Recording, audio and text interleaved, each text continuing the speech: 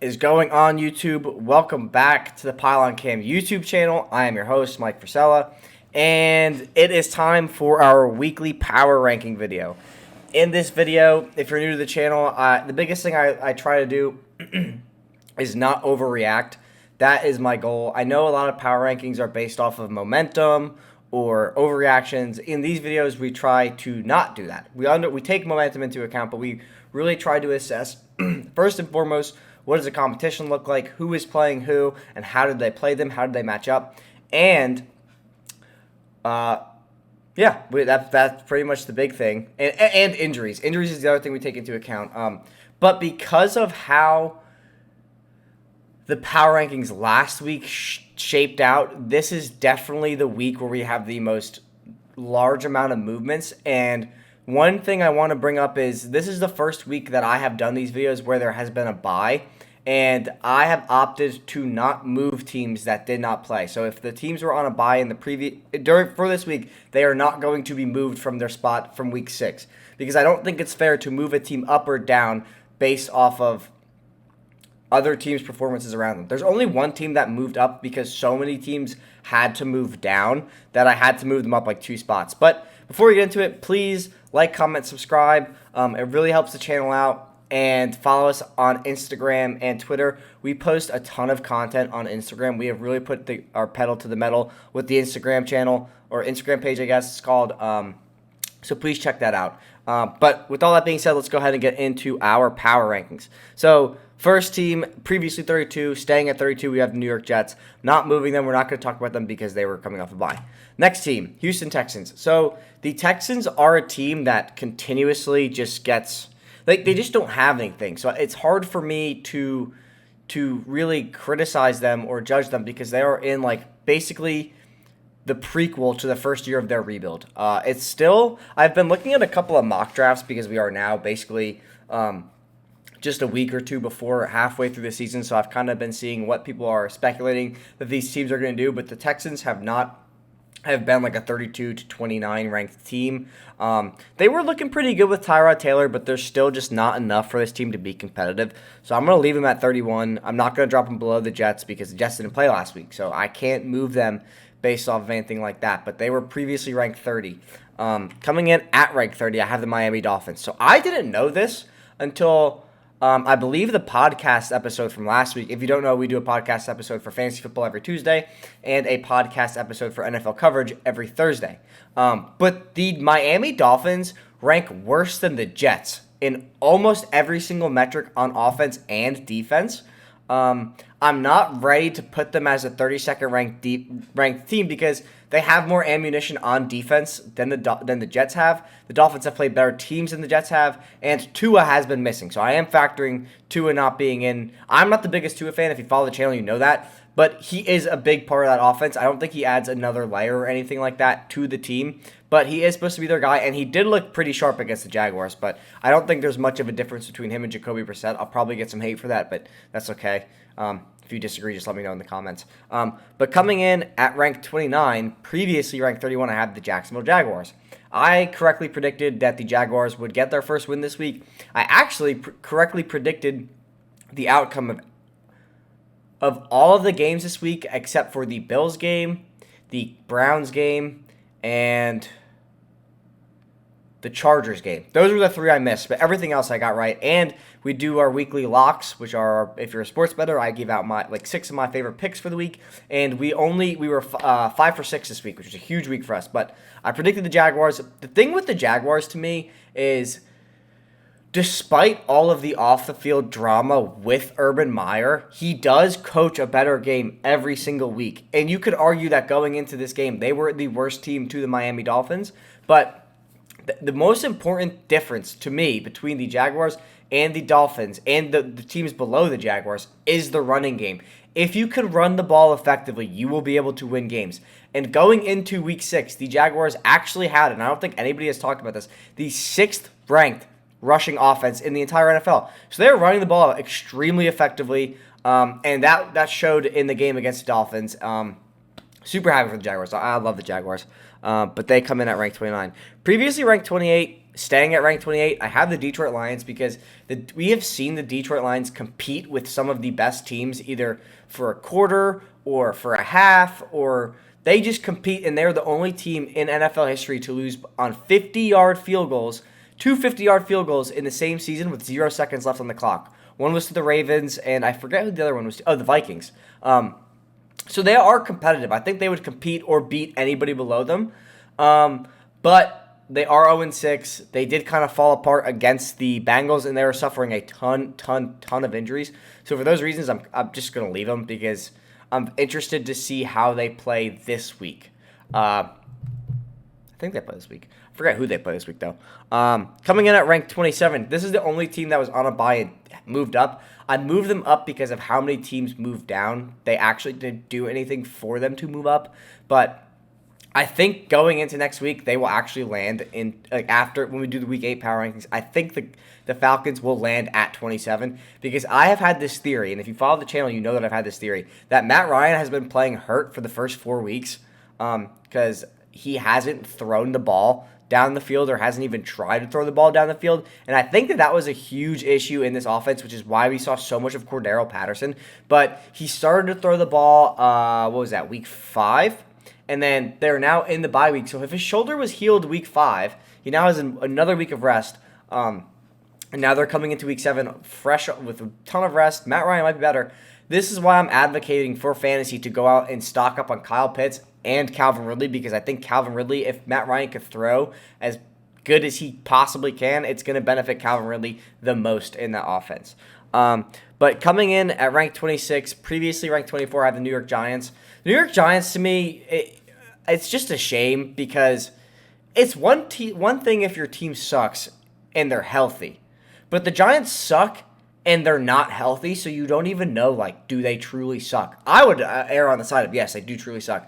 But Daniel Jones kind of showed the first 3 weeks that he just needs a left tackle to play well. And then if you look at the games with Andrew Thomas and then you look at the games without Andrew Thomas, it's literally two different quarterbacks. So conversely, you have Baker Mayfield who needs an entire elite Pro Bowl offensive line and the two best running backs in the NFL, or the best rushing attack in the NFL, and he's still going to get bounced in the divisional round. Whereas Daniel Jones, bigger, stronger athlete, faster athlete, just needs a left tackle, and he could be a good quarterback. So it sucks because the Giants literally have played 17 total snaps with all of their starters on the field at the same time. That is it through 6 weeks.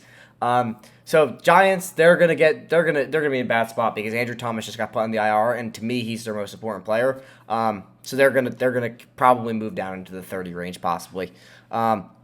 Next team on this list, we have the Washington football team. And just to go back to the Giants, the reason why I'm not, I know some people have them down already at 29. I'm not gonna knock them for their second stringers getting absolutely thrashed by the Los Angeles Rams. That is just completely unreasonable.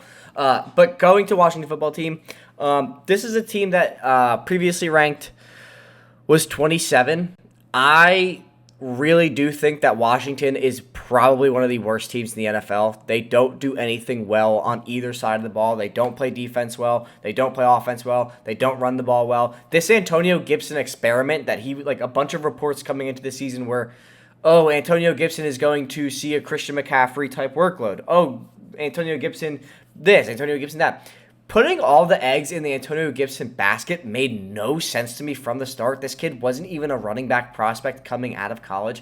Kenneth Gainwell actually beat him out at Memphis for the starting running back job. This kid is a converted wide receiver. So I get you want to use him as a pass catching back, but this experiment, we have just seen Gibson deal with different injuries each week. Ironically, like Christian McCaffrey has been dealing with since last season, but Gibson hurt. I think it was an ankle injury into a shin injury, and now we're seeing J.D. McKissick. I think coming off of Gibson's injury, moving forward, Washington will operate a 60-40, 50-50 backfield. I think that's the smartest thing to do. Doesn't mean they'll do it, but I also have correctly predicted that Taylor Heinicke is the most overrated quarterback in all of football, maybe besides Baker Mayfield, and that people wanted to root for Taylor Heinicke because of the story, but I said it last week that when Ryan Fitzpatrick is healthy, he is going to reclaim the starting job. So many people like Shannon Sharp and all of these people on television were like, Taylor Heineke has earned his starting job. He absolutely has not. He's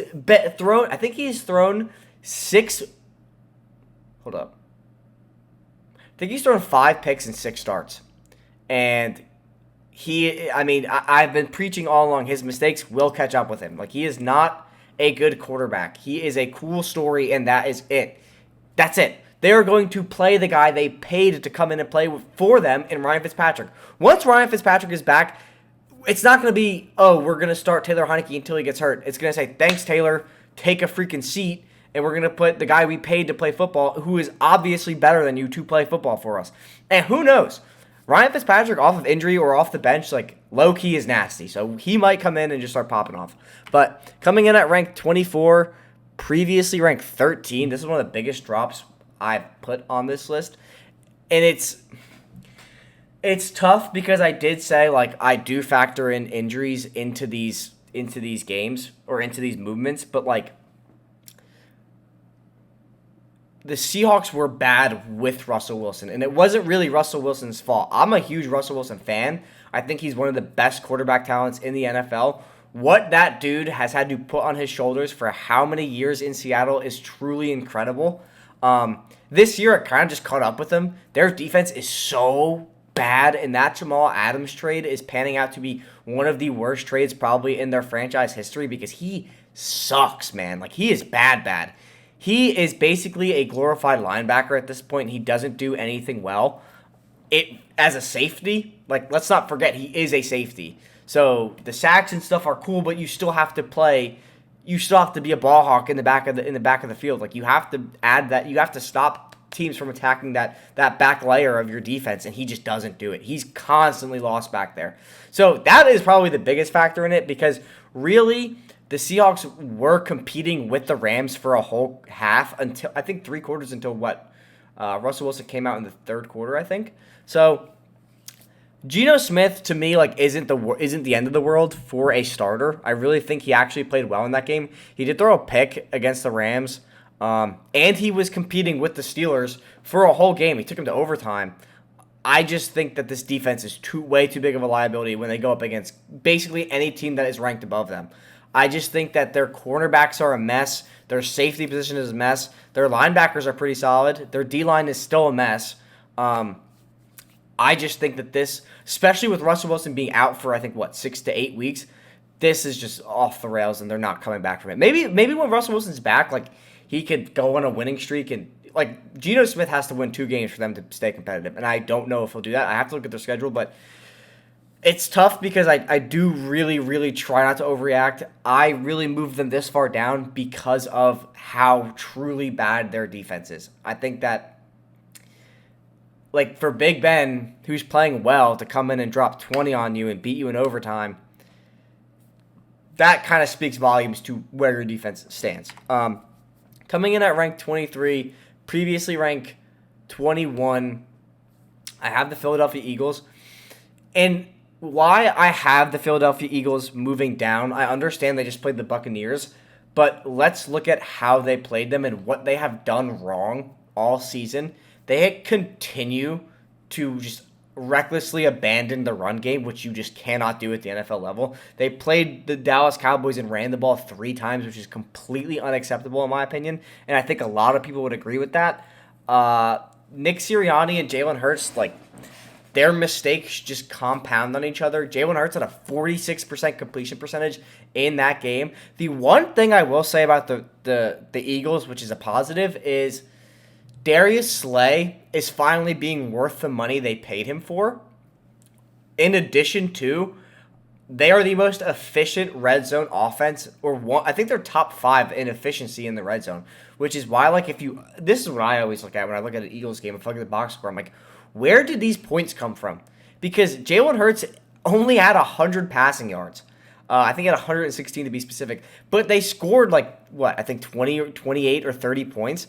And you're like, how the heck did they score that many points, only completing 46% of their passes while also having 116 passing yards, while also having 1 rush attempt going into the second half? Like, where are these points coming from? And it's because of red zone efficiency. Like, Jalen Hurts is balling out in the red zone. we could go on a whole tangent about Jalen Hurts. I know a lot of Eagles fans want him off the roster. I'm starting to kind of think like you got to give him a chance because someone made this point, and I definitely agree with it. Kyler Murray and Lamar Jackson's rookie years looked a lot like Jalen Hurts' did, except it wasn't this bad. So if the Eagles commit to Jalen Hurts and build around him, he could be the guy. But the thing for me of like where I'm kind of like I could see it, but I can't, is the completion percentage. Kyler Murray or Lamar Jackson's completion percentage wasn't nearly as bad as Jalen Hurts. They were passing the ball way more. The turnovers were completely different. And the situations, in my opinion, were a little bit worse. Kyler Murray won Rookie of the Year behind the worst offensive line in the NFL. And Lamar Jackson is just Lamar Jackson. But anyway, let's talk about the Chicago Bears coming in at 22, previously ranked 23. I know a lot of people are kind of going to be like, how do you have the Bears only moving up one spot? Or how do you have them at 22, being that they're a 3-3 team? The records, to me, do not speak as much to a lot of other people when they do power rankings. I always kind of, whenever I produce content like this, I always look around and see, like, what are other people saying and do I agree with that, yes or no? I'm always going to give you what I think is right and what I think is just my opinion. Like, I try to have the most logical and well-thought-out opinion. I'm not just going to be like, my favorite team is number one. Like, I would never do that. But the Bears, to me, they're a team that could beat up bad teams, but struggle to beat good teams. And, like, this game, to me, speaks way more to the Packers than it does to the Chicago Bears. And we'll talk about that when we get to the Packers. But the Bears, to me, still are so... They struggle just so much on offense. And they really, like, their best player, in my opinion, is David Montgomery. Khalil Herbert looks great. I'm very happy about that. I have him in a ton of fantasy leagues that I have, because I also have David Montgomery in a ton of fantasy leagues. I just think that they are a good enough team to beat anybody below them. But when with the teams above them, they would have a hard time. Just in like my opinion, as this list pans out, when you see the teams above them, I think it's very reasonable to come to that opinion that they could beat anybody below them, but they would struggle to beat anybody ahead of them. That's why I only have them at 22. They almost beat they were toe-to-toe with the Packers for a long, long time. But I think that speaks more to the Packers than it does the Chicago Bears. And we'll get to that when we talk about the Packers. Coming in at rank 21, previously 15, is the Carolina Panthers. I'm a huge Sam Darnold guy. I do believe in Sam Darnold. I think he can be the franchise quarterback there. However, I think a lot of people who have the same stance on Sam Darnold were way too quick to crown Sam Darnold as, like, all right, you're the guy, because he has struggled against very good teams. He has struggled against the Cowboys.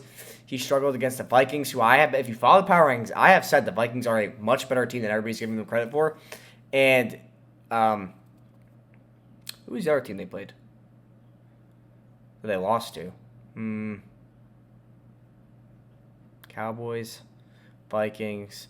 Oh, and the I forget. Anyway, they just continue to lose games, and Sam Darnold is just throwing picks left and right. The first play of the game, I think, actually this past week was a pick where he had like an insane amount of time. I was listening to it on the radio, and the dude was literally like, and Sam Darnold drops back and surveying the field, looking left, looking right, looking left, checks down, intercepted. And it's like, how do you have 3 seconds and you throw a pick? Like, so that's where I'm like, all right, Sam Darnold may still have a lot of growing to do. He's one of the youngest quarterbacks in the NFL, but it's not as much of Sam Darnold as why I'm moving them down. They're missing their best cornerback in J.C. Horn, and they're missing their best offensive player in Christian McCaffrey. But the knock I have on Sam Darnold is, all right, prime example, Cowboys game. They took away DJ Moore. Oh, no, the Eagles game. That's who the 13 they lost to. They took away DJ Moore. Why didn't you throw it to anybody else? Why didn't you throw it to Terrace Marshall? Why didn't you throw it to Robbie Anderson? Why didn't you throw it to Chuba Hubbard? Like, you got to spread the ball around. That's what all of the quarterbacks pretty much above Sam Darnold and the Panthers do. They all throw it to all of their receivers, which is why I'm moving the Panthers down this list, is because they beat up a bunch of bad teams. They beat the Jets. They beat... Who did they play? It doesn't matter. They beat a bunch of bad teams, and now they're playing better competition, and they are 0-3. So... Panthers may have been a sham, just like the next team above them, which is the Denver Broncos. The Denver Broncos, to me, I was bought in on the Broncos. Foolishly, I'll admit. I thought that great secondary, efficient offense. They're dominating time of possession in every game. However, they were playing the Jets, the Giants, and the Jaguars. Now they played the Raiders, the Ravens, and forget the other team. But anyway, they have just been bad. They have been bad since then. Their secondary is getting carved up. They are just losing games to better competition, just the same way as the Panthers are. Teddy Bridgewater isn't turning the ball over nearly as much as Sam Darnold is, but again, like when you come off of 3-0, you set an expectation for yourself. And once you start to lose games, you plummet. And I had said that when the Broncos were 3-0, we will know. Oh, they lost to the Steelers was the other team, I'm pretty sure. When they were 3-0, looking at their schedule for the next 4 weeks, I said to you guys who follow the channel, we will know if the Broncos are legit if they just go 500 over the next 4 weeks. They are now 0-3 over that span, so I am completely out on the Broncos. They need a quarterback, and Vic Fangio needs to get fired. He's a terrible coach. People really don't factor in how important coaching is. And I think that it's going to become very obvious, particularly with the Cardinals when they make it to the playoffs. And we'll talk about that when we get there, but let's talk about the next team. The New Orleans Saints on a bye, not moving them anywhere. Next team, Pittsburgh Steelers. Some people may say that this is an overreaction. However, here's my logic for why it's not an overreaction. The narrative for the Steelers that I subscribed to was, let's look at 2020. They were 11-0, I think, or 10-0. Then they got super injured down the stretch, right? They started with that Washington game. That's where they started to suffer a ton of injuries. The beginning of the season, they come out. Who do they beat week 1? The Buffalo Bills, who are one of the best teams in football. Then from there, their entire team gets hurt. TJ Watt is out. Cam Hayward missed a game. Deontay Johnson, Juju Smith-Schuster, Chase Claypool all missed a game. They were not on the field for a single game together. Juju Smith is out for the season. I don't think that's as big of a loss as the other guys. But now we're seeing that the Steelers team is healthy. Big Ben is playing better, and they are starting to beat teams. They just beat the Seahawks, and they beat the Broncos. So I do believe that a healthy Steelers team is decent. I don't think it's actually better than the Saints, but per principle, I'm not moving the Saints because they didn't play. So I think that the Steelers team can beat anybody below them. I really do. Their pass rush and their defense is very, very good. My concern is with Big Ben. Can Big Ben keep this up? And what does this team look like if Dwayne Haskins has to play? What does it look like if Mason Rudolph has to play? Because that very well could happen at any week. But for that reason, I'm moving them up to 18. Coming in at rank 17, previously rank 20, the Las Vegas Raiders. The reason why I moved them up pretty high is because what they had to overcome for this win. I think that with everything that was going on with John Gruden and how big of a distraction it was, for them to come out and Derek Carr to ball out that game and for them all to play super, super well together really speaks volume to the leadership in this locker room and to how good this team could potentially be. The reason, if you follow the channel, you know I did not believe in the Raiders. But the sole reason I didn't believe in the Raiders was because of John Gruden. It had actually nothing to do with talent on this team.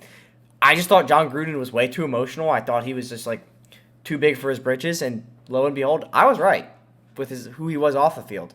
But now that the Raiders don't have an emotional head coach, this team could be good. They were a very talented team. I thought they would lose game because of John Gruden. But for them to come off of that week with an interim head coach and go out and win a game against the Denver Broncos, who do not have a bad defense by any means, it's a huge win for them, and it really is a big, big win. Coming in at rank 16, previously ranked 18, I have the Indianapolis Colts. If you follow the channel, you know that. And I'm sorry I keep saying if you follow the channel, but I subscribe to that the Colts are the best team in the AFC South, despite their record. And I kind of have to backpedal a little bit on that take because they definitely are a more talented roster all around, in my opinion. But being with what just happened, what is today? Wednesday? What just happened 2 days ago with the Titans-Bills game, I kind of got to give the Titans the respect that they deserve because they just went toe-to-toe with the best team that, in my opinion, in my Week 6 power rankings, the best team in the NFL, the Buffalo Bills. We'll talk about that when we get there, but I still subscribe to the AFC. The AFC South is very much up for grabs, and the Colts had the hardest 5-week stretch amongst any team in the NFL. They dominated the Ravens for 3 quarters. So I think that the Colts, are a very, very competitive team. I think their record is going to get a lot better. They had T.Y. Hilton come back, and they just beat the crap out of the Texans. But the next team on this list is the New England Patriots. I know a lot of people think that the Patriots are trash or just think that the Patriots aren't good this year because of their record. But this is what drives me nuts. So previously, the Patriots were ranked 17 if we look at the Week 6 power rankings per the Pylon Cam. Let's look at their last 2 losses and how they played, how they stacked up. They lost to the Buccaneers on what could have been a game-winning field goal if they weren't playing in a monsoon. And they lost to the Cowboys in overtime with a rookie quarterback with no deep threat wide receiver. People need to stop stop trying to tear down Bill Belichick because he dealt with Cam Newton for a year, who is a potato as a quarterback, and now he's playing with a rookie quarterback. And they have gone toe-to-toe with 2 of the best teams, 2 top 10 teams in football, and took them to the wire. This Patriots team is missing one element, and they will be a very good football team. They need to trade for instance, Michael Gallup. They could get him in free agency next year. They need to acquire a receiver who is talented enough to be their number 1 guy. I think Michael Gallup is actually a great fit. Allen Robinson could be a fantastic signing if they go aggressive in free agency again. I'm just looking at the teams that are on this screen right now. Terry McLaurin would be outstanding in New England, and Mac Jones would be the best quarterback Terry McLaurin has played with. And Terry McLaurin is a bucket, and he is a bucket with a garbage can throwing him the ball. The Patriots are the Patriots will compete this year and most definitely next year. They really just need a wide receiver 1. That is the biggest thing that they're missing on this team is a wide receiver 1. And they really do need to kind of just move off of this running back by committee and go out and pay for a Josh Jacobs or a Saquon Barkley or something. Get your guy back there that Mac Jones can just feed the ball to. Damian Harris isn't bad, but Damian Harris also isn't good, in my opinion. But that's enough about the Patriots. Next team is 49ers. They are coming off a bye, so we're not going to talk about them. I think they could go toe-to-toe with anybody. Next team, the Tennessee Titans. Previously ranked 22. And here's what I want to say about the Titans, and it's pretty much going to be the only thing I'm going to say about the Titans. When we talk about, I'm going to drink this real quick. When we hear the phrase, growing up, if you were an athlete, and if you've won this award, great job. I've won it once in my life. If you've won the award Most Valuable Player, your team, and it's so weird because this award is not the same at the professional level. It's just a complete popularity contest, or who do we think would be cool to give it to this year? If your team gave you that award, you were unanimously, a lot of my teams, either the coaches voted on it or the teams voted on it. They viewed you as a player where if we didn't have you, we were not a good team. We were not nearly as good of a team as we are currently. If you just won a championship, if you just won a tournament, if you just won whatever. Your team voted you the MVP because if you weren't there, your team is not winning what they're winning. If you take Derrick Henry off the Titans, this is a 1-5 roster on God. They are the 24th ranked passing O-line, and the eighth best running O-line. Okay? So if Derrick Henry's out there, who's their running back? Ryan Tannehill has played like poop all season, and Derrick Henry just ran for 3 touchdowns and over 140 yards on the best run stopping defense in the entire NFL. This man, why he is not unanimously looked at as the current MVP frontrunner, like Kyler Murray's cool and all, I get that, but if you take Kyler Murray off this team and put, I don't know, Derek Carr on that team, they're still a 4-2 team. They're still a 5-1 team. You take Derrick Henry off the Titans, that team is in shambles. They are in the only reason they have moved up this power rankings is because of Derrick Henry. Because of what Derrick Henry just did to the best defense in football. Ryan Tannehill, what did he do? Not really anything. He threw a pick. A.J. Brown finally decided to show up. Maybe he needed food poisoning to show up. But Derrick Henry is the heart and soul of the Titans. And if, God forbid, anything were to happen to that man, this team will not win a game for the rest of the season. I swear to God. It will not happen. Maybe they'll be the Texans and the Jaguars. But I had to get that off my chest. I had to say that because it's not said enough. Next team, they played, but they didn't move anywhere. The Minnesota Vikings. I personally had the Minnesota Vikings as a wild card team for preseason, but they had probably two of the most, like, they should be a 5-1 team in my opinion.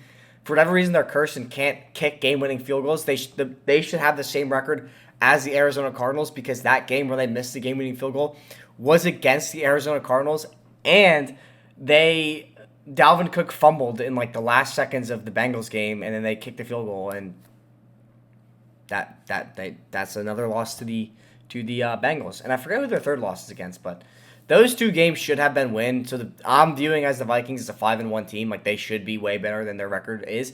And since I've been saying that, I think I started saying that when they were 1-2. Since they've been 1-3, they have won. They're on a 2-game winning streak, and I think they're going to continue to win games because they should be a 5-1 team personally, if you want my honest opinion. But the team I have ahead of them is the Cleveland Browns. I just keep moving the Browns down because here's my thing with the Browns is like Baker Mayfield is not the answer. He will never be the answer. He's not going to be the quarterback for this team moving forward. I am so happy that Case Keenum is starting because I want to see what this passing offense looks like with Case Keenum because they're missing Nick Chubb. They're missing Kareem Hunt. If Case Keenum goes out and throws for 300 yards, who are they playing this week? That's actually important because I'm very curious who they're playing this week. Hold up. Give me just 1 second because... sorry. Denver. If Case Keenum goes out and throws for 300 yards and Odell Beckham, if he plays as an all-pro day, or if Donovan Peoples-Jones goes out and has like an all-pro day, then you get Nick Chubb back with your rookie Demetric Felton playing the Kareem Hunt role. What does this offense look like healthy with Case Keenum? Like, let's not forget, the reason Case Keenum is on this team, there is a purpose behind it. Because when Kevin Stefanski was the offensive coordinator for the Minnesota Vikings, who did he go to the NFC Championship with? Case Keenum. What was the first free agency acquisition Kevin Stefanski went and brought to the Browns when he was hired as head coach? Case Keenum, because he knew going into this job, Baker Mayfield probably isn't the guy. I'm going to have to build a team that is going to make up for all of his weaknesses. And he basically rebuilt that, 2017, 2018? The 2018 Minnesota Vikings for Case Keenum, just in case. Now Baker Mayfield has a torn labrum. I am so excited. I hope Baker Mayfield is out for 2 weeks so Nick Chubb would come back. And I am so excited to see what this team looks like with Case Keenum. Because in my opinion, Case Keenum is no slouch at quarterback. He is a playoff. He has won playoff games. Baker Mayfield has one playoff win. Case Keenum has gone farther into the postseason than Baker Mayfield has. What does this team look like with Case Keenum? That's all I'm going to say. That is all I'm going to say about the Cleveland Browns. And if you take away the Hail Mary, they get blown out by the Cardinals, and they have one touchdown. They have one touchdown without Baker Mayfield, without the Hail Mary. Next team on this list, the Cincinnati Bengals. I have been actually a huge advocate for the Bengals defense. Like, we all know the Bengals offense is great, and like Jamar Chase is whatever, the Royal Offensive Rookie of the Year, blah, blah, blah, blah, blah. Why are they winning games? They traded Billy Price for B.J. Hill, and B.J. Hill is grading out is probably one of their best defensive players on their team. Their defense is actually very good, and their offense is just as good. Or no, their offense is better, but their defense is keeping pace. That is why this Bengals team continues to win games, and like I'm so happy that people are starting to realize their defense is so slept on. It's actually disgusting. So they're moving up one spot. They were previously ranked 11th, and just for reference, the Browns were previously ranked 10th, so they're swapping spots with the Bengals. And real quick, like I think it's pretty confident, like common knowledge at this point that Joe Burrow is the second best quarterback in the AFC North, and Baker Mayfield is the third, and he's holding on to that third spot by a thread. Previously ranked 9th, still ranked 9th, the Green Bay Packers. The reason why I'm not moving the Packers, and I actually got into an argument, not an argument, but a discussion with this kid on Instagram. So, like I said when we talked about the Bears, that game is way more telling about the Packers than it is the Bears, because who is the knight in shining armor for the Packers?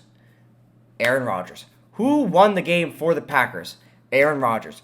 They were literally, what did that game end? 17 or 21-14 or something like that. Like it was a one-score game, and they won it halfway through the fourth quarter.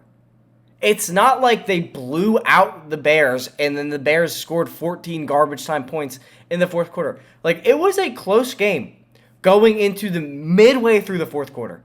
So I have been saying all along that this Packers defense is very, very bad. And I understand Jair Alexander is not playing, but they were bad with him playing.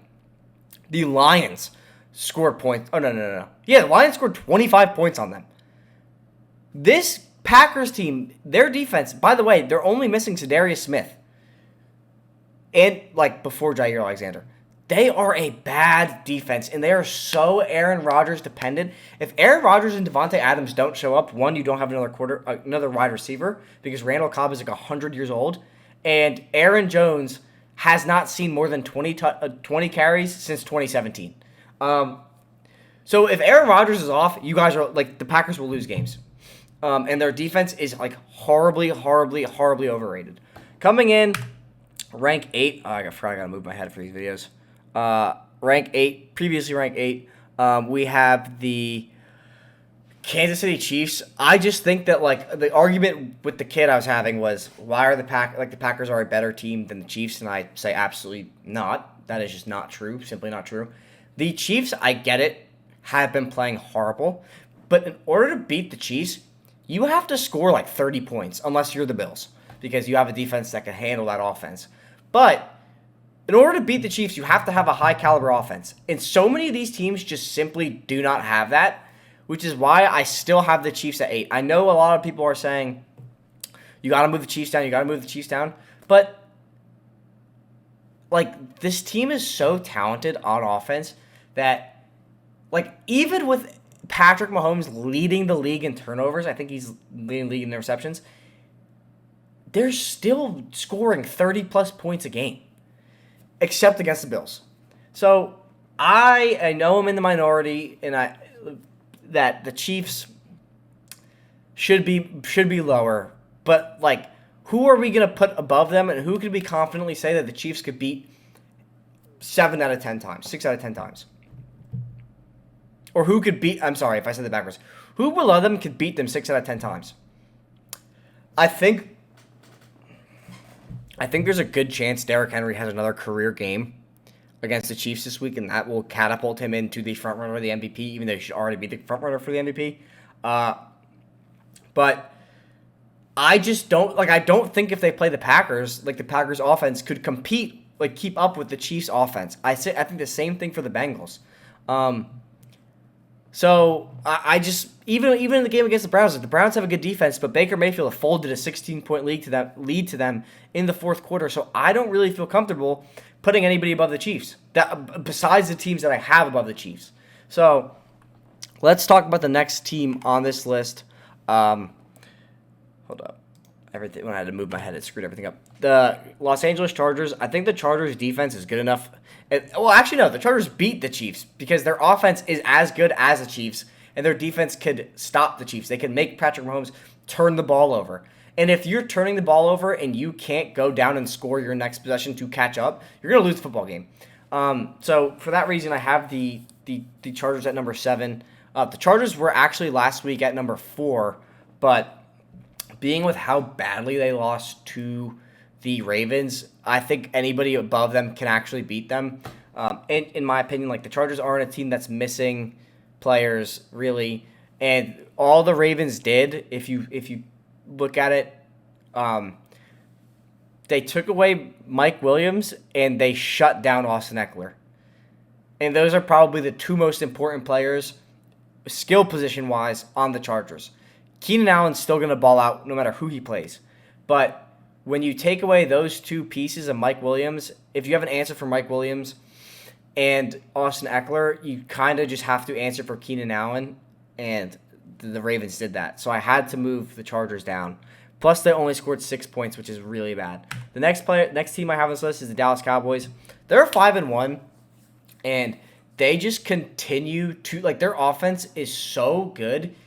I really think that there is no answer for it, because if you give them the run, they'll take the run and they'll run for however many yards. If you give them the intermediate pass, they will take it. They will affect, like Dak Prescott is completing 75% of his passes. That is his highest completion percentage since being in the NFL.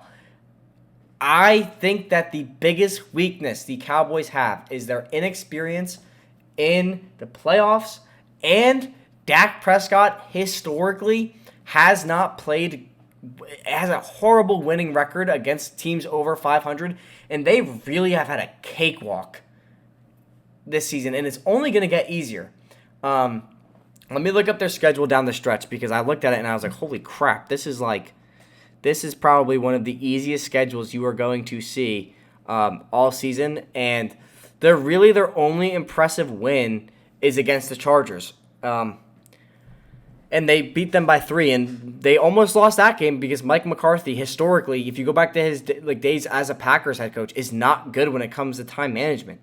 So the Cowboys are on a bye this week, so they'll stay at the 6th spot unless someone has to move them down. But they play the Vikings, which is going to be a good game. They are going to thrash the Denver Broncos. Then they play the Falcons, the Chiefs, the Raiders, the Saints, Washington, New York Giants, Washington, Cardinals, which will be their next really hard game, and the Eagles.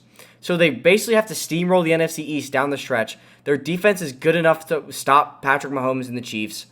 And probably their toughest game might be the Saints, which is crazy to say, but everybody else they play, besides the Vikings, is below ranked 19 currently.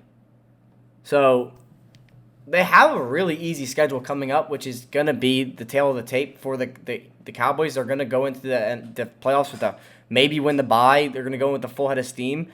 But again, like, they lost to the Buccaneers, which was a close game. So to their credit, it was a very close game. But they beat the Chargers, which was only the second game of the season with a rookie head coach and a second-year quarterback. What do they look like against, like, per se, the Raiders or the Saints, who aren't the best team, but how do they match up? So we'll see with the Vikings. I think the thing with the Cowboys is going to come playoff time. How do they play? The next team I have on this list is the Rams. I didn't move the Rams up because they were previously ranked 6. I didn't move them up because they absolutely thrashed the Giants' second-string players. I moved them up because the Chargers moved down from the 4th spot. So the Rams, to me, like, the Rams were my favorites to win the NFC division conference going into the year. And I still think they're that good of a football team. I am getting a little bit concerned about them, but I can't really put my finger on why. I just think that, the loss to the Cardinals kind of was like a whoa to me. But I think they're still top 5 team. They're going to be very competitive. Next team, the Tampa Bay Buccaneers.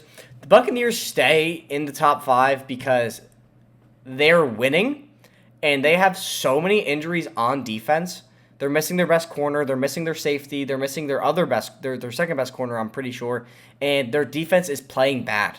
So, like, they have enough time from week 6 or week 7 to the end of the season. There's a 17-game schedule this year. We'll see what they look like come playoff time, come when it matters. So, sorry, my dog just walked up to me. But we'll see what happens. They have time to make up, so I'm not worried about them in the slightest. But coming in at rank 3, previously ranked 1, I have the Buffalo Bills. The loss to the Titans was a huge deal because that was really probably one of the best offenses they have faced all season. And we saw what, like, Derrick Henry, I'm not going to say, like, every team is going to do that what Derrick Henry did. Because Derrick Henry is probably the best player in the NFL right now, in my opinion. I think he's, like, I don't think it's crazy to say that. I really don't think it's crazy to say that Derrick Henry is the best player in the NFL. He's on pace to break almost every rushing record. I know it's a 17-game season, but even in 16 games, he might break the record. And he's going to break the record for most touches, most touchdowns. It's really crazy what that guy's doing. So I'm not going to knock the Bills like, oh, you got ran all over by Derrick Henry, because there's not a single running back in the NFL that would do what he did. Ezekiel Elliott wouldn't do it. Darrell Henderson wouldn't do it. Leonard Fournette wouldn't do it. Austin Eckler wouldn't do it. Aaron Jones wouldn't do it. Joe Mixon wouldn't do it. Nick Chubb wouldn't do it. None of these, Dalvin Cook wouldn't do it. Only Derrick Henry would do that. So for that reason, I did move the Bills down because I think the two teams ahead of them earned their spot to be ahead of them. And the team that I have at number 2 is the Baltimore Ravens, and I think that John Harbaugh is on pace to win Coach of the Year. I think that it shouldn't even be close if he wins Coach of the Year, because let's look at that team and how what they're dealing with. So someone tried to tell me the Colts are the most injured team in football, which is just not true. They are up there, like top 5, but the Ravens have the most players on IR by like 5. And I don't know how many of them are starters, but I know at least 6 of them are starters and are important, like potential Pro Bowl starters, if not coming off Pro Bowl year in Marcus Peters. They just lost Ronnie Stanley the last game to the Chargers. He went out in the first quarter, and it didn't even faze them. Like these injuries aren't phasing the Ravens. If the Ravens had a full roster with all of their starters, they are unquestionably, in my opinion, the best team in the NFL. Like, they have depth everywhere. It's not even close. They're missing their star running back, who's probably one of the most important players in this offense. Rashad Bateman just came back from injury at week 6, who was their first-round pick. And Odafe Away is one of the best rookies in the NFL. This Ravens team, if they were fully healthy, I think would be 6-0. I don't think that's crazy. They actually should be 6-0. They should 100% be 6-0. And they're not even healthy. The Ravens are unreal. Lamar Jackson is unreal. Number 1 team, not really much to say. Arizona Cardinals. My one fear for the Cardinals is, like, this has been my take on them all along. They are so good. They are the most talented team in the NFL, and it's not even close. But of all of the teams going down to the Bengals, and if you skip the Chargers, all of their head coaches have, actually, if you go down to all the way, well, not the Raiders anymore, but if you go all the way down to the Colts and you take out the Bengals and the Chargers, all of those teams who potentially will make the playoffs, all of their head coaches have playoff experience or Super Bowl experience. Cliff Kingsbury has not won squat since being in college. He has no playoff experience in the NFL. If I look at all of these teams, the Cardinals are the only ones that, like, don't look, I know it sounds crazy, but they're the only ones that look like they don't belong, because their coach has not won anything. This team is so talented, they just pooped all over the Browns without their head coach. That's how good this team is. And I understand Cliff Kingsbury scripted the first few plays of the game, but you can't script that long because you don't know what situations you're going to be in. You don't know what the second quarter is going to look like. You don't know what the score is going to be like. They're so good, they do not need Cliff Kingsbury to win games. But anyway, guys, that is going to do it for our Week 7 Power Rankings video. If you liked what you heard, please like, comment, subscribe. It helps the channel out a lot. Check us out on Instagram, because all of these videos we post are condensed and put onto Instagram. So if you don't have time to watch a power ranking video, if you don't have time to watch a podcast, they're on Instagram or broken down into shorter videos. Check us out on Twitter. at Pylon _ the. It's right there, over there. And then check out our podcasts. Our podcasts are all available on YouTube, and they are available on Spotify. If you enjoy them, please go ahead and share them with a friend. It helps out a ton. But that's going to do it for me. That's going to do it for this power ranking video, and we will catch you in the next one. Peace!